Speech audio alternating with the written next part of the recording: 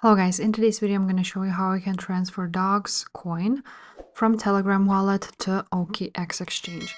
So this video will be quick and simple. Make sure to subscribe to this channel before we dive into.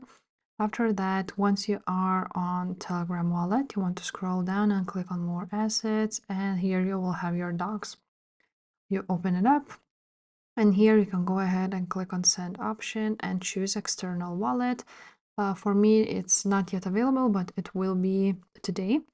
So you're just basically gonna have an option to enter the wallet address of OKX. So you need to go ahead now to OKX, click receive, search for cryptocurrency dogs, and choose this dogs option on Toncoin. And here you will have your address or QR code. So you want to go ahead and copy the address and paste it to your Telegram wallet.